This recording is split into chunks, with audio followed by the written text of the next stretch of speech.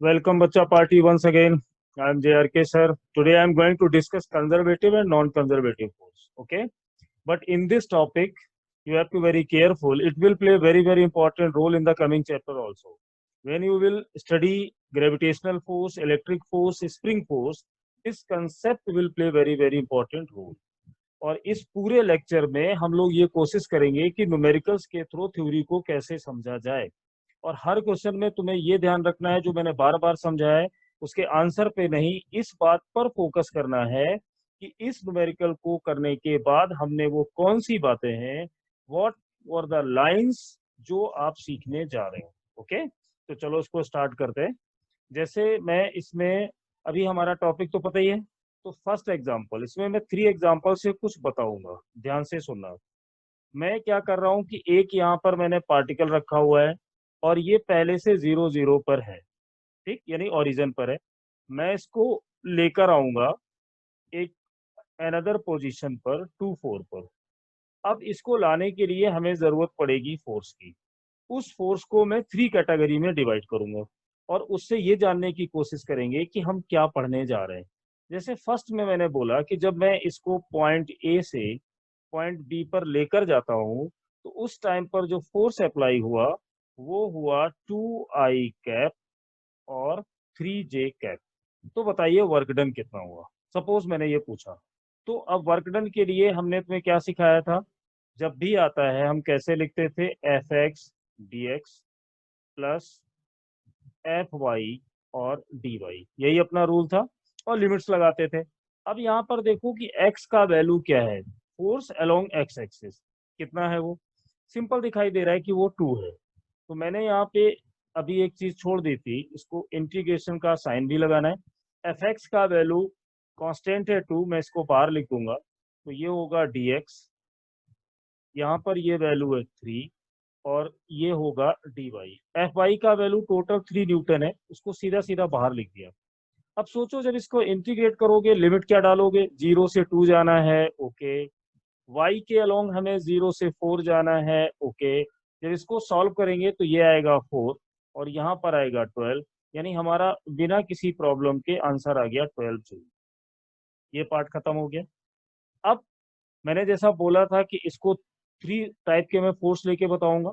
अब मैं ए पार्टिकल को यहां से तो मैं ले गया, अब मैं इसको फिर ले जा रहा हूं ऐसे, लेकिन फोर्स बदलूंगा। सपोज करो कि इस एग्जांपल नंबर 2 में मैंने बोला कि बच्चा लोग जो आप फोर्स लेना है वो, एक सेकेंड, अब फोर्स आपको चेंज करना है। जैसे मैं लिख रहा हूं कि x² I कैप है और दूसरा यहाँ पर है YJ cap. Same process, particle is moving from 0 0 up to 2 4। तो फिर से देखिए हमने स्पीड में क्या लिखा, TW। I need Fx, force along x, how much, सामने दिखाई दे रहा है x² है, dx होगा। I need force along y, how much, वो y है, मैंने इसको dy लिख दिया। ठीक है, अब मैं इसको करूंगा इंटीग्रेट। तो 0 से 2 अलोंग x है, 0 से 4 अलोंग y है। इसमें कोई दिक्कत नहीं आएगी, एक सिंपल क्वेश्चन है, x³ by 3 होगा, यहाँ पर y² by 2 होगा। इन लिमिट्स को यहाँ पर हम अप्लाई करेंगे तो ये आ जाएगा 32/3 जूल। सिंपल क्वेश्चन है, इसलिए मैंने कैलकुलेट नहीं किया, मेरा पर्पस कुछ और है। अब मैं इसका थर्ड एग्जाम्पल ले रहा हूँ। अब देखो थर्ड एग्जाम्पल में मैंने क्या किया, जो फोर्स का वैल्यू यहाँ पर लिया वो है 2XY I कैप। ध्यान से देखना, यही टारगेट है अपना, x²J कैप। प्रोसेस सेम है, particle will displace from 0 0 up to 2 4, but force इस बार मैंने ये लिया। बच्चों ने क्या किया, you you all are doing same pattern कि सर Fx कितना होगा, 2XY होगा।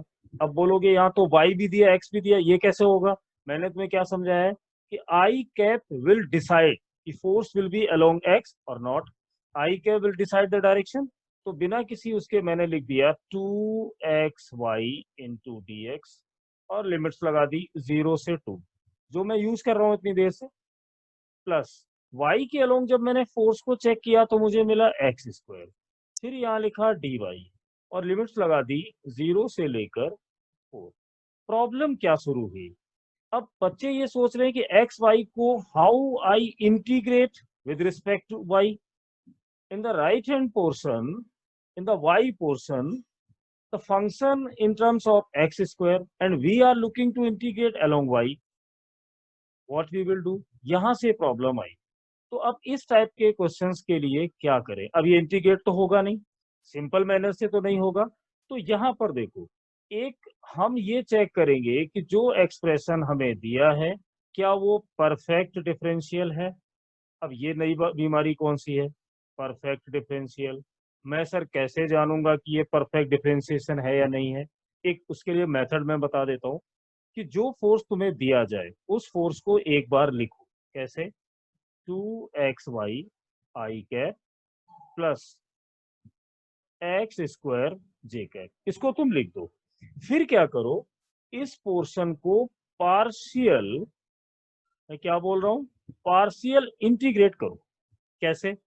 जो x का पार्ट है यानी ये वाला, इसको x के रिस्पेक्ट में इंटीग्रेट करो, और उसको ये वाला जो पार्ट है इसको y के रिस्पेक्ट में करो, but partially. Why I am using word partially because in this portion जहां पर आई कैप दिया हुआ है वहां y भी है और x भी है, और दोनों वेरिएबल होते हैं, ऐसी हमें आदत भी पड़ी है। तो जब हम ये बोल देंगे पार्शियली करना है, मतलब तुम्हें बाइज्ड हो जाना है। बाइज्ड होने का मतलब है तुम जानते हो कि दोनों सही है पर एक को सिलेक्ट करना, मतलब बाइज्ड हो जाना। तो अब मैं जब x के रिस्पेक्ट में इंटीग्रेट करूंगा, फिर समझ लो पार्शियल, तो बोलो इसका इंटीग्रेशन अगर तुम करोगे तो आपको क्या मिलने वाला है? 2 स्क्वायर और ये 2, यानी x पर 1 + 1 डिवाइड बाई 2। y को मैं टच करूंगा नहीं, क्यों? क्योंकि पार्शियली कर रहा हूं, तो y छोड़ दो। अब आगे चलिए, यहाँ पर इंटीग्रेट करना है y के रिस्पेक्ट में, ये भूलना मत।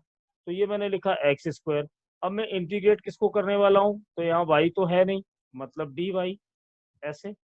और इसको समझी गए हो? तो 2 से 2 जब कैंसिल करोगे तो ये आएगा एक्स स्क्वायर बाई, और यहाँ पे देखो एक्स स्क्वायर, इसका इंटीग्रेशन होगा y। तुम ये देख रहे हो कि जो टर्म हमारा फर्स्ट है वही टर्म हमारा सेकंड है, यानी एक्स स्क्वायर बाई दोनों में आ रहा है, मतलब ये परफेक्ट डिफरेंशियल है। अगर ये परफेक्ट डिफरेंशियल है तो इससे हम करेंगे क्या? देखो, हम लोग क्या करेंगे, यहाँ पर एक वैल्यू मान लेंगे। अब इसको जो डी डब्ल्यू था ये वाला, जिसको हम लोग जहाँ पे परेशानी शुरू हुई थी कि हम इसको इंटीग्रेट कैसे करें, तो उसका सबसे अच्छा तरीका होता है यहाँ पे डी लिखो, और इस वैल्यू को ऐसा मत करना कि दोनों को ऐड करो तब लो, कोई भी एक, क्योंकि दोनों तो सेम है। उस पूरी वैल्यू को मैंने माना कि ये वैल्यू के है, के मतलब एक्स स्क्वायर वाई को मैं के मान रहा हूँ। तो अब इंटीग्रेट करोगे के को, बस। अब सोचो, के को हम इंटीग्रेट तो करेंगे, लिमिट कैसे लेंगे? बस एक ही चीज बची। अब देखना, के का वैल्यू हमने क्या माना हुआ है? हमने माना हुआ है एक्स स्क्वायर वाई। अब जरा बताओ, तो इस के का वैल्यू इनिशियल पोजीशन यानी 0 0 पर क्या होगा? आराम से सोचो, एक्स का वैल्यू भी 0 है, वाई का वैल्यू भी 0 है। ये वैल्यू अगर मैं यहाँ पे रखूं, एक्स भी 0 और वाई भी 0, तो मुझे मिलेगा 0। तो ये होगी आपकी लोअर लिमिट। अब हमें चाहिए फाइनल लिमिट। फाइनल कोऑर्डिनेट हमारे क्या है? 2 4। अगर मैं इस 2 4 की हेल्प से एक्स स्क्वायर वाई का वैल्यू पूछूं, तो 2 की जगह क्या लिखने वाले हो? 2 का स्क्वायर। वाई की जगह आप क्या लिखने वाले हो? 4। इसको जरा देखिए तो कितना आएगा? 16। क्यों किया? क्योंकि हमने रिप्लेस किया तो लिमिट भी तो बदलेगा। तो अब के का वैल्यू लोअर लिमिट हो गया 0 और अपर लिमिट हो गया 16। अब इससे फायदा क्या हुआ? जब डीके का इंटीग्रेशन करोगे तो सिर्फ के मिलेगा, लिमिट चेंज नहीं होगी। क्या है? 0 से 16, फॉर्मूला वही है, upper limit minus lower limit. तो देखिए आंसर आएगा 16 जूल। मतलब अभी भी हम अपने ओरिजिनल टॉपिक पे नहीं आए। मैंने तुम्हें यह समझाया, जब इस टाइप के क्वेश्चंस हम करते हैं कोई प्रॉब्लम नहीं आती, हो गया। जब x के साथ x दिया हो और y के साथ y दिया हो, जैसे यहाँ y j है, प्रॉब्लम क्या आई? कुछ भी नहीं। प्रॉब्लम तब आती है जब आई कैप के अलोंग एक्स वाई दोनों दे दिए जाए और जे कैप के साथ x दे दिया जाए, तो वहां पे हम सोचेंगे, इसको इंटीग्रेट करने में जब फंस जाओगे तो जो फोर्स का वैल्यू दिया है उसको पार्शियल इंटीग्रेट करो, और ये देखो कि जो फर्स्ट पार्ट है आई कैप का और जे कैप का, अगर दोनों का पार्शियली इंटीग्रेट करने के बाद वैल्यू सेम आता है, मतलब वो परफेक्ट डिफरेंशियल है, तो उसमें किसी एक को कांस्टेंट मान के सिंपली इंटीग्रेट करो और हमारा काम हो जाएगा। अब इसमें जैसे क्लास होता तो बच्चे बोलते एक एग्जांपल और सर कम समझ आया, तो इसका एक और करेंगे क्लियरिटी के लिए, फिर आगे जाएंगे। अभी उसी इन्हीं क्वेश्चंस के थ्रू बीच में से ये प्रॉब्लम आएगी, वहीं से रास्ता निकलेगा what is conservative and what will be the non conservative. तो will see the example number 4। हाँ जी, अब इसमें देखो फोर्स को मैंने चेंज करा। क्या चेंज करा? 3x² 2x और ये y। अब सोचो, जैसे ही तुम इसका वर्क डन निकालने आप लोग जाओगे, कंडीशन वही है बेटा, 0 0 से स्टार्ट करोगे, 2 4 तक हमें आना है, चाहिए है वर्क डन। तो करेंगे क्या? सेम फॉर्मूला अप्लाई किया। जैसे ही तुम इसमें लिखना स्टार्ट करोगे, 3x² y dx plus 2x³ y और dy। लिमिट लगाने से पहले परेशान हो जाओगे कि ये देखिए x है, यहाँ पे फिर वही दिक्कत आ गई। तो तुम्हारा दिमाग ये बोलेगा कि यू विल चेक कि इट इज परफेक्ट डिफरेंशियल है या नहीं है, दोनों में। तो चेक करने का रास्ता मैंने क्या बताया, चलिए इधर चलते हैं कि पहले इस फंक्शन को लिखो 3x² y और यहाँ पर लिखो 2x³ y। मैंने क्या बोला था? पार्शियल इंटीग्रेट करना है। और पहले वाले टर्म को मैं x के रिस्पेक्ट में करूं सर या y के रिस्पेक्ट में करूं? तो आंसर ये है, ये टर्म आई कैप का है, आई कैप विल डिसाइड। ओके, तो ये आई कैप मतलब x में करो, इसको इंटीग्रेट कैसे करोगे? 3। जब x को इंटीग्रेट करोगे तो 3 आएगा, 3 आएगा, y को टच भी नहीं करना है। जब दूसरे वाले टर्म के पास जाओगे तो तुम्हें टच नहीं करना है x को, अब करोगे y के रिस्पेक्ट में। तो y का जब इंटीग्रेशन यहाँ पर होगा तो क्या आएगा? y²/2। अब देखिए, 2 से 2 कैंसिल हुआ, 3 से 3 कैंसिल हुआ, फर्स्ट टर्म में आपको क्या मिला? x³y। एक काम करते हैं, इसको अभी तो नहीं है, अगर मान लो मैं इस क्वेश्चन को ऐसा देता कि ये परफेक्ट डिफरेंशियल आता, चलो एक क्वेश्चन कर ले, तो बोलो क्वेश्चन बनाने वाला क्या करता? यहाँ पे लिख देता स्क्वायर। देखना एक छोटा सा चेंज मैंने करा हुआ है, मैं तुम्हें इसको हाईलाइट करके बताऊं। पहले मैं चाह रहा था ये परफेक्ट डिफरेंशियल ना आए, पर अगर मुझे लाना होता तो मैं यहाँ क्या करता, इसको 2 कर देता, इसको 2 कर देता, इसको 2 हो जाता, यहाँ पे 2 हो जाता, और जैसे ही देखो मैं इंटीग्रेट करके लाता, 2 से 2 कट जाते और ये हो जाता x³ y² और यहाँ पर भी होता y² क्योंकि 2 मैंने ऐड किया। अब एक बार फिर देख लो, क्या ये दोनों टर्म एक जैसे हैं? यस। तो दिया गया expression will be perfect differential, और अगर परफेक्ट डिफरेंशियल है तो मैं इसको अगर k कंसीडर करूं तो x³ y² होगा। अब जब मैं इसको इंटीग्रेट करूंगा वर्क डन निकालने के लिए, तो ये बिल्कुल आसान बन जाएगा। क्या होगा? इंटीग्रेट करो सिर्फ k को। अब मुझे क्या चाहिए? लिमिट्स। तो लिमिट बताने के लिए बच्चा लोग मैंने क्या समझाया था, जो हमारी वैल्यू आई है वो आई है k x³y²। इसमें पहले 0 डालो तो 0 आएगा, फिर इसमें फाइनल लिमिट्स लगाओ, तो यहाँ रखोगे 2 इन प्लेस ऑफ x, 8 आएगा। फिर यहाँ पे क्या रखने वाले हो? तो ये रखोगे 16। अब मैं इसको सॉल्व नहीं कर रहा हूँ, तुम लोग समझ गए हो कि हम क्या करेंगे। इसकी लिमिट होगी यहाँ 0। अब मैं टाइम वेस्ट नहीं करूंगा, 18 × 16, और जो भी आंसर आएगा वो 18 × 16 जूल आएगा। मतलब इस टाइप के एक्सप्रेशन में you will check it is partial, sorry, it is perfect differential है या नहीं। अगर है तो रास्ता एकदम आसान है। ठीक है, अब देखो, मान लो इसमें हमने ये क्वेश्चन सॉल्व किया। अब अगली बार में कोई बच्चा आया, उसने बोला सर ये 0 0 पर है और इसको 2 4 पर लेके जाना है। अब फोर्स जो मैं लगाऊं, उस फोर्स की अगर मैं वैल्यू चेंज कर दूं, क्या लिख दूं? 2y(j)। नहीं, तब तो आसान हो जाएगा, i कैप। अब बोलो, मतलब जो मैंने फोर्स दिया वो वैल्यू आपको दी कि फोर्स का वैल्यू है 2y(i कैप न्यूटन। अब बोलो, अब तुम सोचोगे सर मैं इसका वर्क डन निकालूंगा, एफ एक्स लिखूंगा, ठीक है लिख दिया, इंटू डी एक्स लिखूंगा। एफ एक्स का वैल्यू क्या है, 2 बाई डी एक्स। लिमिट्स क्या है, 0 से एक्स के अलोंग चाहिए तो 2। अब इसका इंटीग्रेशन नहीं होगा। क्यों नहीं होगा जरा सोचो। अभी तक जितने भी क्वेश्चन किए, पहले हमने कांस्टेंट फोर्स किया, फिर एक्स वाई किया, फिर परफेक्ट डिफरेंशियल वाला किया। अब यहाँ पर परफेक्ट डिफरेंशिएशन भी नहीं हो सकता, तो क्या करें।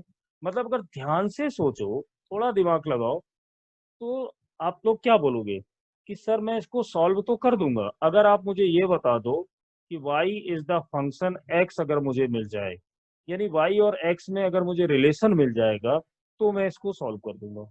अब बेटा सोचो, जो फोर्स तुमने लगाया वो x के अलोंग लगाया, और इस क्वेश्चन को सॉल्व करने के लिए you are looking to x। मतलब ये बात यहीं पे पूरे कॉन्सेप्ट की पकड़ आने वाली है। ये क्वेश्चन तुम्हें बार बार ये कह रहा है कि आपने फोर्स लगाया एक्स में, तो मैं तभी सॉल्व हो पाऊंगा अगर एक्स के अलोंग चलने का पाथ यानी रास्ता आप मुझे बता दो, क्योंकि जब तक वाई का फंक्शन एक्स में हमें पता नहीं चलेगा, इसका इंटीग्रेशन हम लोग नहीं कर सकते।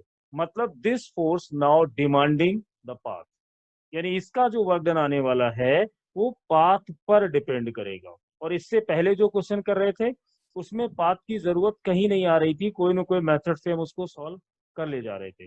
पर यहाँ देखो, मैं फिर से रिपीट कर रहा हूँ, फोर्स था एक्स के अलोंग, और जब इंटीग्रेशन करने चले तो वो मांगने लगा कि अगर एक्स के रिस्पेक्ट में इंटीग्रेट करना है तो वाई को एक्स के रूप में लिख के मुझे बताओ।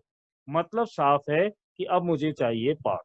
तो जब वर्क डन पाथ पर डिपेंड करने लगे तो उसको साइंस में बोला गया कि वो नॉन कंजर्वेटिव होगा। कौन सा होगा, नॉन कंजर्वेटिव। अब मैं तुम्हें इसकी पूरी एक स्टोरी बताता हूँ कि जब हमने इन क्वेश्चंस को सॉल्व किया तो इतने डिस्कशन के बाद हमारे पास फाइनल कॉन्सेप्ट क्या निकला। फाइनल ये निकला कि जो फोर्स होते हैं, तो हम लोग अभी वर्क डन यहाँ पे सॉल्व कर रहे थे, उसमें क्या category I, one by one बात करो। पहली जो कैटेगरी आई कि work done by constant force, F means force. दूसरी कैटेगरी वो आई जिसमें फोर्स में भी फोर्स होगा फंक्शन ऑफ आई में, यानी वाई डायरेक्शन में हो सकता है और जेड डायरेक्शन में हो सकता है। हो गया। तीसरा जो हमारे पास फॉर्मेट आया वो आया परफेक्ट डिफरेंशियल बेस्ड हो सकता है, परफेक्ट डिफरेंशियल। ये फोर्स हो सकता है, दूसरा ये हो सकता है, थर्ड ये हो सकता है। लेकिन इनमें से ये सारे के सारे वर्क जो हम निकालेंगे ये पाथ इंडिपेंडेंट है, इनमें कहीं भी हमें पाथ की जरूरत नहीं है, पाथ नॉट रिक्वायर्ड। तो इस टाइप की डिस्कशन जिस कैटेगरी में जाएगी उसको बोलेंगे कि ये जितने भी फोर्सेस थे ये हमारे सारे फोर्सेस थे कंजर्वेटिव। बात समझ में आ गई। लेकिन जब ये वाली सिचुएशन आने लगी, अगर मैं यहाँ पर, जरूरी नहीं कि मैं वाई लिखता, मैं लिख देता 2x और यहाँ लिख देता जे कैप। अब तुम्हें इसका मतलब है कि ये एक्सप्रेशन हमें क्या समझा रहा है कि force is acting along y axis but function is given in x, so I need the function of x in terms of y. मतलब साफ है कि अगर आप फोर्स वाई डायरेक्शन में अप्लाई करोगे तो मुझे वाई डायरेक्शन का रास्ता बताइए, otherwise you will not be able to solve this question. मतलब इस टाइप का एक्सप्रेशन ये बता रहा है कि इसका जो वर्क डन आने वाला है वो वर्क डन पाथ डिपेंडेंट होगा, यानी ये पाथ पर डिपेंड करेगा। तो इस कैटेगरी को अब बोल दिया गया नॉन कंजर्वेटिव। तो इस टाइप से हमें मिला कंजर्वेटिव एंड नॉन कंजर्वेटिव का आइडिया। तो अब सिंपली ये समझ लो, कंजर्वेटिव वो फोर्स होते हैं जो पाथ पे डिपेंड नहीं करते, जैसे ग्रेविटेशनल फोर्स, स्प्रिंग का फोर्स, इलेक्ट्रिक का फोर्स। नॉन कंजर्वेटिव वो होते हैं जो पाथ पर डिपेंड करते हैं। तो सिंपली मैं ये देखो, जब फ्रिक्शन का न्यूमेरिकल आप लोगों ने सॉल्व किया होगा तो बार बार उसमें न्यूमेरिकल बनाने वाला हम लोगों से बोलता है कि ये जो फ्रिक्शन फोर्स है, जब भी फ्रिक्शन से वर्क डन निकलवाएगा, ऑलवेज क्वेश्चन विल एक्सप्लेन कि this block always keep in touch with the surface, हमेशा सरफेस के टच में रहेगा, ये क्वेश्चन में लिखा होगा। तो क्यों लिखता है? क्योंकि फ्रिक्शन फोर्स एक नॉन कंजर्वेटिव फोर्स है, उसका जब हम वर्क डन निकालेंगे तो वो वर्क डन पाथ पर डिपेंड करेगा। अगर ब्लॉक ने उसके कांटेक्ट को ही छोड़ दिया तो पाथ कैसे डिसाइड होगा? इसलिए फ्रिक्शन में हमें जरूरत पड़ती है कि किस पाथ पर वो जा रहा है, वो path will be very important, but in the case of conservative path will not be important. तो यहाँ से हमें पहली शुरुआत मिली कि ऐसे क्वेश्चंस में हम क्या करेंगे। तो अब अगर हमें इसको और अच्छे से एक्सप्लेन करना है तो चलो इसमें एक काम करते हैं। अगले, अब जैसे हम लोग और आगे बढ़ेंगे तो कंजर्वेटिव एंड नॉन कंजर्वेटिव पे 100% अगर हम लोग चाहते हैं कि हमारी पकड़ बने तो उसके लिए हमें जो सबसे जरूरी है वो आना चाहिए, और उसका नाम है पोटेंशियल एनर्जी।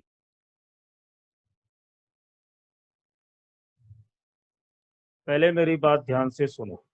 पोटेंशियल एनर्जी का जो कॉन्सेप्ट है वो अपने दिमाग में एक आइडिया बना लो, फिर आगे मैं और डिटेल में बताऊंगा कि जब भी कोई चीज अनएक्सपेक्टेड होती है, बाई प्रेशर की जाती है, तो हम इंसान हो या कोई भी हो, उसके अंदर एक गुस्सा भर जाता है, फ्रस्ट्रेशन भर जाता है। तो जैसे जैसे वो इंसान रिएक्ट करेगा उसी लॉजिक पे सोचोगे, पोटेंशियल एनर्जी बहुत आसान लगेगी। कहने का मतलब मैं जल्दी से एक लैंग्वेज में कन्वर्ट कर दूं, फिर इक्विलिब्रियम में इसको बहुत डिटेल में समझाऊंगा। जैसे लोग बोलते हैं ना ठंडा मतलब कोका कोला एक ऐड आया करता था, उसी टाइप से तुम यहाँ पर ये याद कर लो कि गुस्सा मतलब पोटेंशियल एनर्जी। यानी अगर तुम्हें चिड़चिड़ापन आ रहा है, थोड़ी फ्रस्ट्रेशन आ रही है, गुस्सा आ रहा है, मतलब पोटेंशियल एनर्जी स्टोर हो रही है। बस इस लॉजिक को लेके मैं आगे बढ़ता हूँ। अब देखना, जैसे मुझे इसका कॉन्सेप्ट निकालना है। ये ग्राउंड है, ध्यान से मेरी बात सुनना। अगर मैं यहाँ से एक बॉल को फेंक दूं जिसका मास m है, तो इस पर एक फोर्स नीचे लगेगा जिसको हम mg से रिप्रेजेंट करेंगे। अब ये बॉल जब यहाँ से चली तो इसके पास काइनेटिक एनर्जी थी जो हम 9th क्लास से पढ़ते आ रहे हैं, क्योंकि इसको जब आप थ्रो करोगे तो बगैर स्पीड के तो नहीं कर पाओगे। अब ये बॉल ऊपर चली, after some time when you will observe this ball, you will get kinetic energy of this ball is going to decrease, इसकी काइनेटिक एनर्जी कम हो रही है। तो अब ये एक टाइम ऐसा आया कि जब ये टॉप पर गई तो वहां पर इसका काइनेटिक एनर्जी 0 हो गया। अब अपने आप से पूछो, खुद से पढ़ो, जैसे एनसीईआरटी भी एक्सप्लेन करती है कि इसके पास जब ये चला तो एनर्जी बहुत ज्यादा थी। एयर रेजिस्टेंस तो अभी हम ले ही नहीं रहे, आइडियल पढ़ रहे हैं। तो जब इसकी स्पीड 0 हो गई तो इसकी एनर्जी गई कहाँ, कौन ले गया भाई?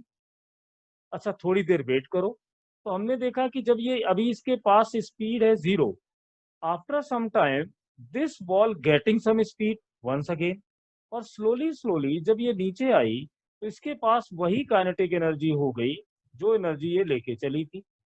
काइनेमेटिक्स में तो हम इन सब चीजों की बातें नहीं करते। कूल होके अच्छे से सोचो कि जब ये when this ball is going up, then there was any person, कोई तो वहां पे था।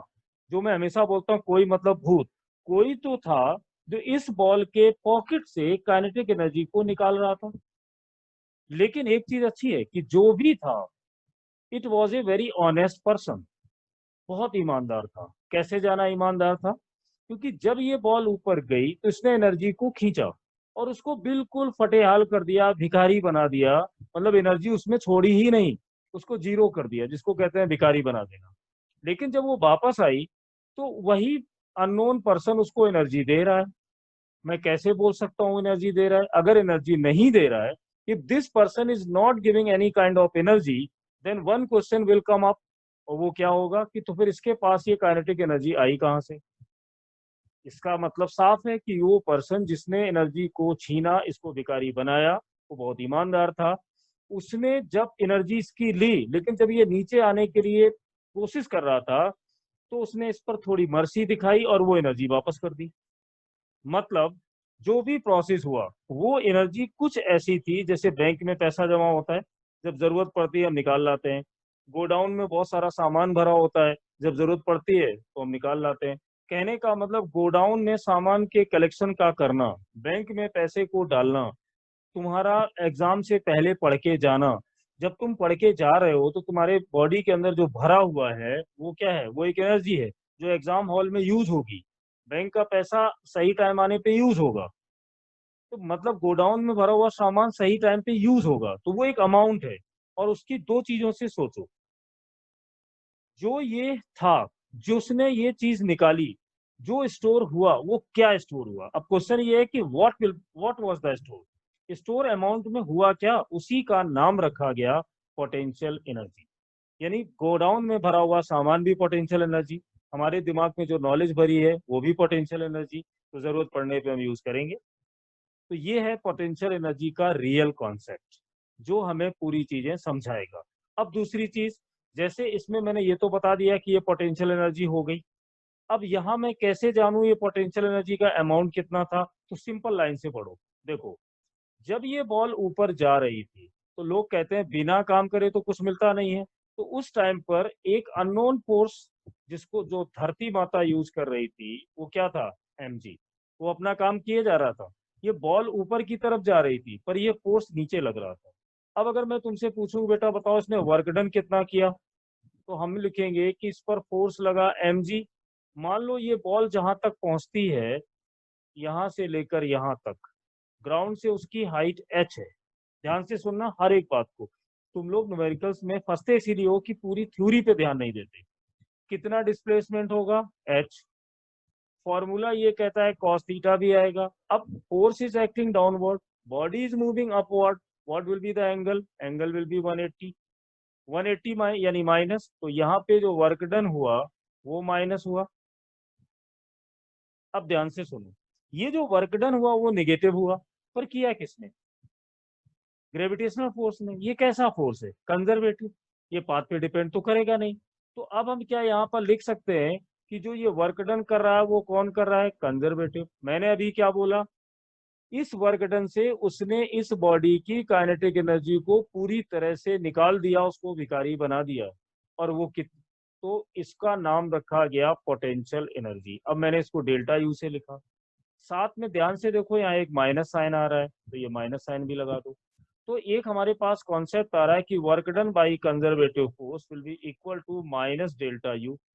अब हम ये जानना चाहते हैं कि ये डेल्टा यू का क्या चक्कर है। तो डेल्टा यू अभी तक हमने ये पढ़ा है कि यहाँ लिखोगे फाइनल और यहाँ लिखोगे इनिशियल, और ये होगा वर्क डन बाई कंजर्वेटिव।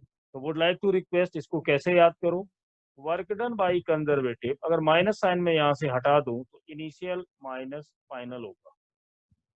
ये आ गया एक फॉर्मूला। अब यहाँ पर एक चीज और डिस्कशन वाली है कि मैं कैसे सर जानूंगा कि इनिशियल क्या है और फाइनल क्या है। तो उसके लिए मैं फिर एक लॉजिक यूज कर रहा हूँ। उसी को देखा होगा जनरली पब्लिक फील्ड में कि कुछ लोग बड़बड़ाते रहते हैं। जब हम किसी के घर जाते हैं तो अक्सर सुना होगा, हम अक्सर ये बातें सुनते हैं कि ये जो पर्सन अभी रूडली बिहेव कर रहा है, क्या ये हमेशा ऐसे ही करता है या कभी कभी करता है। तो कुछ लोग बोलते हैं इसका नेचर ही ऐसा ही ऐसे ही रहता है, तो उसका क्या हो गया, इनिशियल लेवल। तो आज जैसा वो बिहेव कर रहा है मतलब उसमें कोई चेंज नहीं आया। लेकिन अचानक कोई चेंज हो जाए, तो हम कैसे जानेंगे कि इसका जो बिहेवियर है, इसके अंदर जो फ्रस्ट्रेशन है, जो गुस्सा है, जो ये रिएक्ट कर रहा है, जो इसके अंदर पोटेंशियल एनर्जी भर गई है, वो अभी भर गई है या पहले से थी। तो किसी से पूछो इसका नेचर कैसा है, लोग बोलेंगे पहले तो बहुत सीधा साधा था, आज ही ऐसा कर रहा है। तो पहले ये सीधा साधा था, उससे तुम ये डिसाइड कर लोगे कि आज इसके अंदर पोटेंशियल एनर्जी भर गई। मतलब मुझे एक रेफरेंस पॉइंट मानना होगा। तो अब ये बहुत इंपॉर्टेंट डिस्कशन है कि एच हाइट पे कोई गया, मैंने माना कि हमारा जो ग्राउंड लेवल है वो रेफरेंस पॉइंट है। रेफरेंस पॉइंट का मतलब क्या है, जहां से शुरुआत होगी, जहां से हम इसकी पोजीशन को जानेंगे। तो इस पॉइंट पर हाइट का वैल्यू हो गया 0। जब यहाँ पहुंचा तो ये एच हो गया, तो आ गया रेफरेंस पॉइंट। अब सोचो, रेफरेंस पॉइंट का मतलब क्या है, क्या ये हमेशा 0 होगा। अगर मैं इस क्वेश्चन की पर्टिकुलर बात करूं तो work done by conservative force कितना होगा, इनिशियल हो गया 0 और फाइनल कितना होगा। इनिशियल 0 क्यों हुआ, क्योंकि इनिशियल रेफरेंस पॉइंट मैंने माना है और ये माना है कि अभी इसकी हाइट 0 है, तो इनिशियल पोटेंशियल 0 है। देखिए फिर माइनस साइन आने लग जाएगा। अब बताओ, अगर मैं इसी को थोड़ा अलग तरीके से समझाऊं जो न्यूमेरिकल में हेल्प करेगा, यहाँ पर कोई एक पार्टिकल है पोजीशन 1 पर और ये है पोजीशन 2। इस पॉइंट पर इसका फाइनल पोटेंशियल एनर्जी है 50 जूल। बात समझना, केस 1 में मैं बोलता हूं कि इनिशियल पोटेंशियल एनर्जी है इसका 0 जूल। अब मैं पूछूं कि बेटा ये बताओ डेल्टा यू कितना है, क्या बताओगे? 50 माइनस 0, आंसर आया 50 जूल। अब ये इंटरेस्टिंग है। अब मैंने सेकंड केस में क्या बोला कि इनिशियल एनर्जी है इसका 10 जूल, और मेरा रेफरेंस पॉइंट अभी यही है। कोई गारंटी नहीं है कि जहां पे हमने रेफरेंस लिया है उस पे 0 ही है। ध्यान से सुनना। तो अब बताओ डेल्टा यू कितना आएगा? अब ये होगा 50 माइनस 10, कितना रह गया? 40 जूल।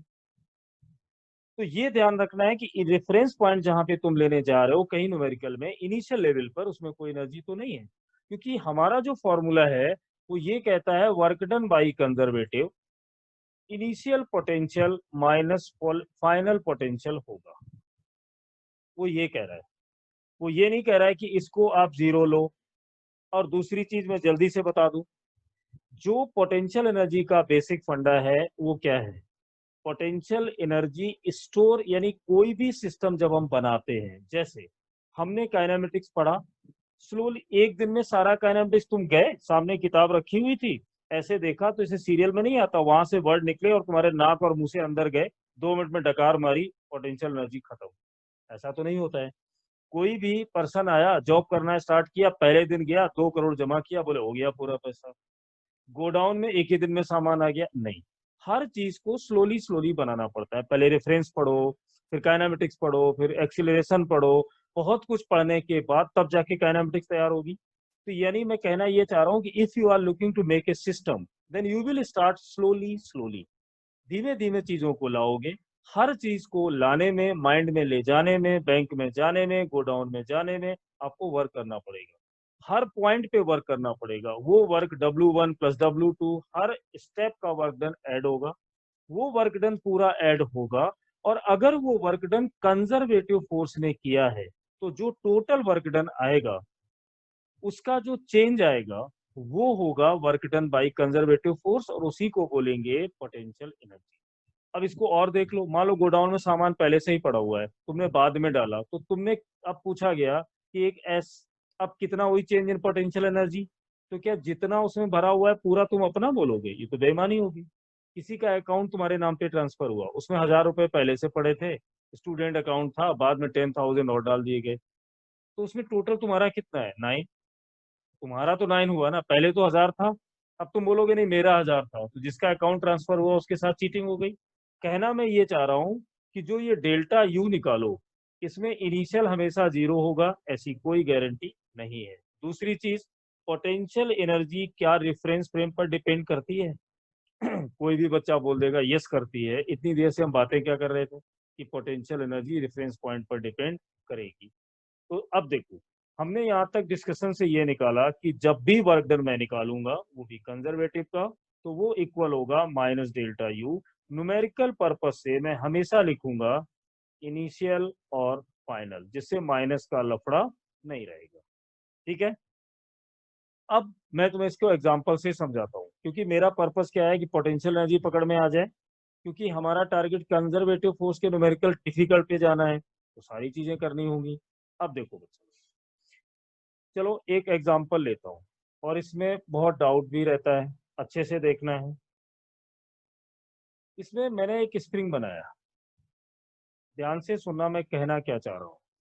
यहाँ पर एक ब्लॉक रखा हुआ है, ठीक, और ये स्प्रिंग है। इसका जो स्प्रिंग कांस्टेंट है वो है 50 न्यूटन पर मीटर। अब देखना बच्चों को कंफ्यूजन कहाँ से आता है। ये इसका न्यूट्रल पोजीशन है, यानी 0। पहले इस ब्लॉक को यहाँ से स्ट्रेच आउट किया गया और x1 पोजीशन यानी 1 मीटर पर लाया गया। फिर इसको फर्दर स्ट्रेच किया गया और इक्विलिब्रियम पोजीशन से इसको लाया जाता है 2 मीटर यहाँ पे। अब हम लोगों से पूछा जा रहा है कि वर्क डन बताइए कितना हुआ। अब बात समझना, तो इस प्रॉब्लम को करने के लिए हमारे पास 2 मेथड है। अब देखना, एक स्टूडेंट जाएगा ऐसे, मैं क्या समझाना चाह रहा हूं अभी पता चलेगा। उसमें पढ़ा हुआ है कि वर्क डन का फॉर्मूला क्या होता है, एफ डी एक्स और कॉस थीटा। अगर मैं स्मॉल लू, और यहाँ पे लिख दूं DW। अब देखना, जब मैंने वैल्यू लिखी तो स्प्रिंग में जो फोर्स लगेगा जब उसको राइट साइड में पुल करोगे तो स्प्रिंग को तो गुस्सा आएगी आएगी। अब देखना गुस्से वाला लॉजिक भी लगेगा तो वो उसको पीछे खींचेगी।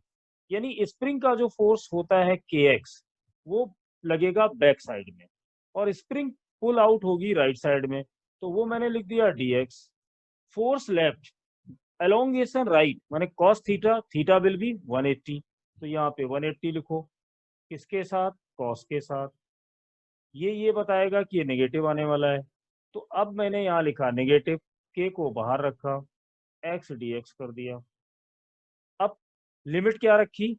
मान लो पहले x1 पे था जो क्वेश्चन ने दिया है और ये x2 पे था। अब मैं जब इसको इंटीग्रेट करूं तो माइनस साइन तो यहाँ रहेगा, हाफ का k आएगा, तुम लोग जानते हो अपर लिमिट आएगी माइनस का लोअर लिमिट आएगी।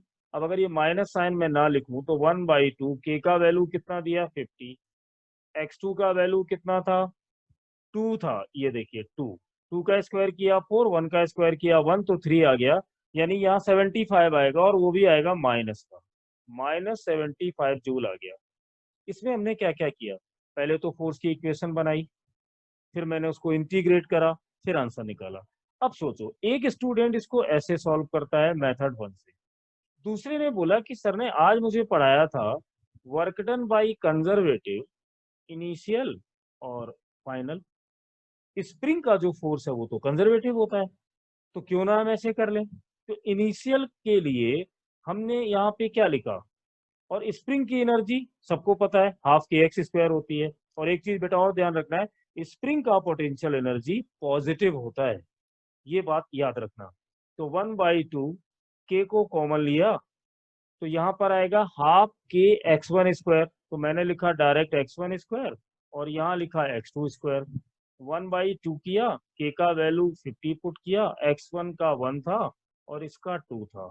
जब सॉल्व किया तो फिर आ गया -75 जूल।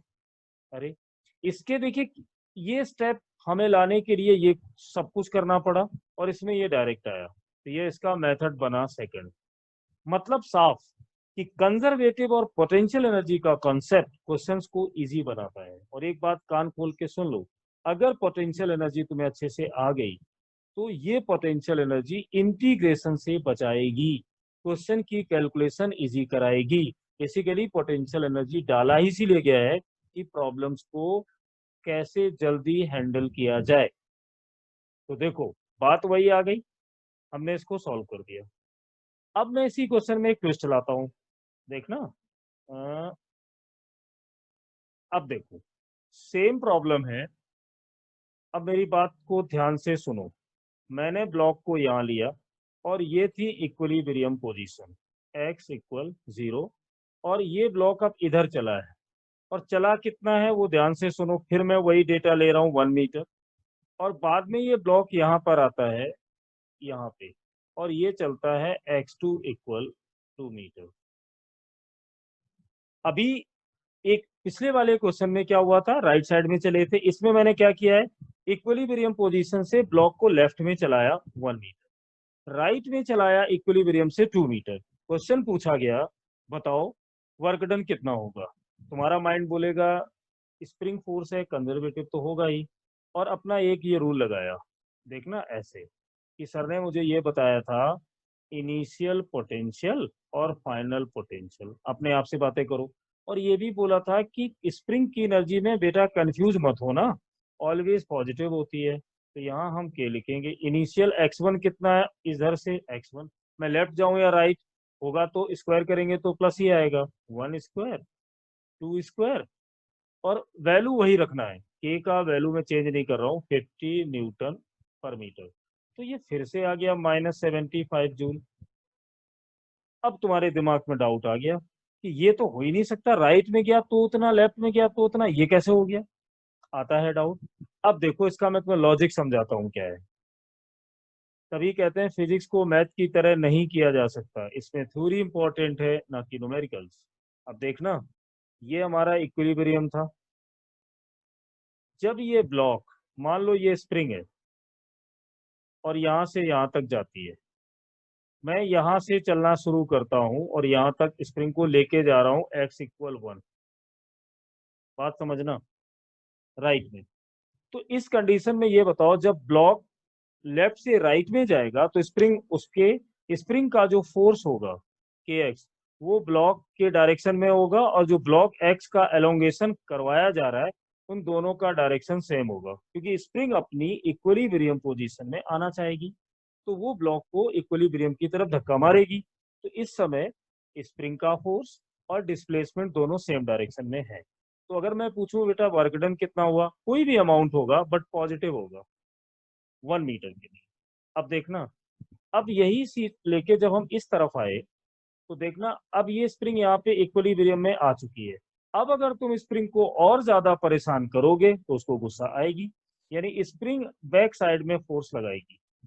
अब यहाँ पर जो वर्क डन आएगा, तुम्हें पता है स्प्रिंग का फोर्स लेफ्ट में होगा, एलोंगेशन राइट में होगा, एंगल दोनों के बीच में 180 होगा, मतलब वर्क डन तो नेगेटिव आ गया। तो अब यहाँ पे वर्क डन आएगा नेगेटिव। सपोज करो कि मैं यहाँ 1 मीटर चला और यहाँ पर भी मैं 1 मीटर चला, तो इन दोनों को अगर मैं ऐड करूं, ये प्लस और ये माइनस, तो इस प्रोसेस में वर्क डन तो 0 हो गया। कहने का मतलब ये है कि जब ये ब्लॉक यहाँ पे कंप्रेस किया गया तो ये वर्क डन हुआ नेगेटिव, और जब ये यहाँ पे वापस आया तो ये वर्क डन हो गया पॉजिटिव। तो फिर जो पहले वाले क्वेश्चन में आंसर आया था कि दोनों साथ चले थे, इसमें भी वही आएगा। तो इसीलिए आंसर वही आया।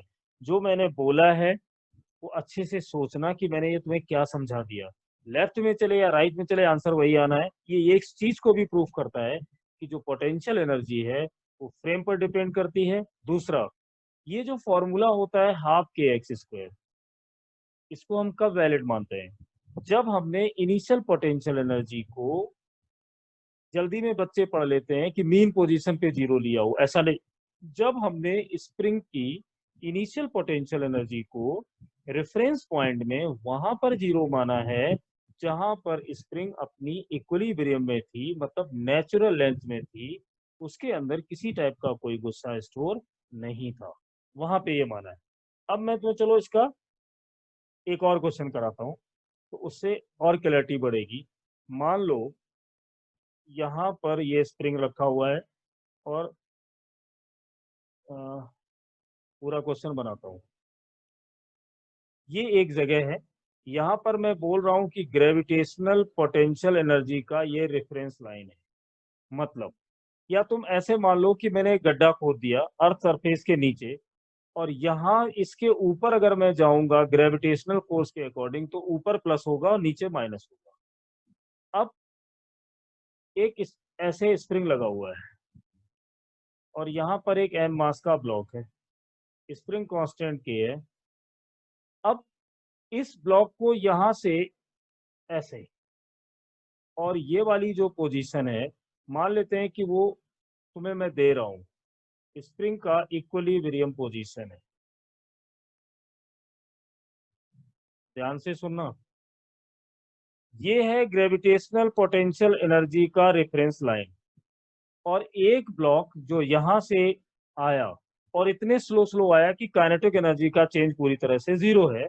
मैं ये कह रहा हूं कि अगर मैं इस स्प्रिंग को यहाँ रख दूं तो यहाँ पर स्प्रिंग का इक्विलिब्रियम बन जाता है। मेरी वर्ड सुनना, स्प्रिंग का इक्विलिब्रियम यहाँ पे बनता है। ग्रेविटेशनल पोटेंशियल एनर्जी का रेफरेंस लाइन इस पॉइंट ए पर दिया है, ये बी है और ये सी है।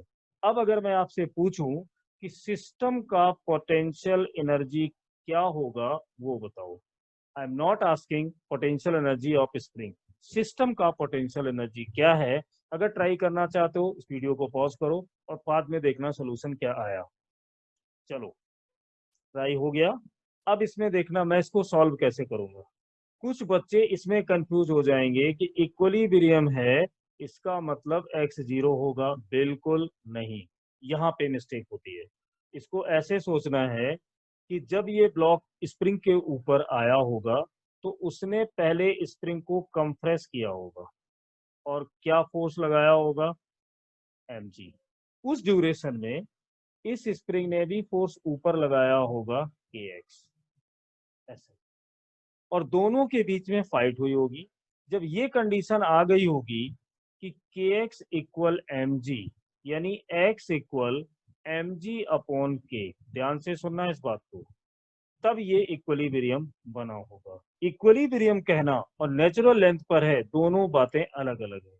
मतलब यहाँ पर ब्लॉक था ग्रेविटेशनल इक्विलिब्रियम में, रेफरेंस लाइन पे, नहीं अभी ब्लॉक अपनी जगह से नहीं हटा था, उसके पास कोई एनर्जी नहीं थी।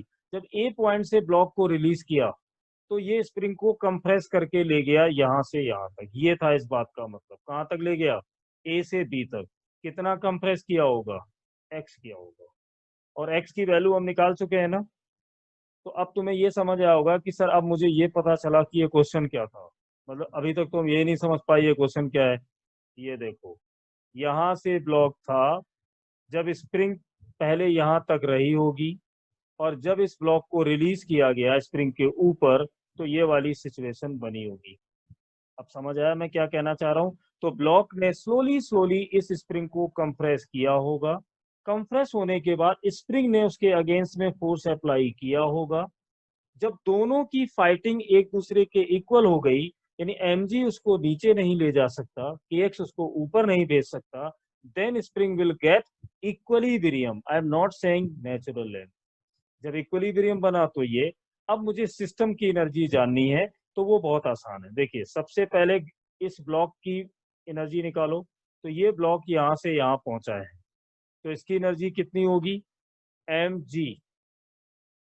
इस अब कैसे निकालोगे, कौन लेके गया इसको, ग्रेविटेशनल फोर्स। तो फोर्स हो गया mg, डिस्प्लेसमेंट कितना हुआ, और वो होगा x, क्योंकि यहां से यहां तक मैंने माना x कंप्रेस हुआ है। जितना स्प्रिंग कंप्रेस होगा, ध्यान से सुनना, जितना स्प्रिंग कंप्रेस होगा उतना ही तो ब्लॉक नीचे जाएगा।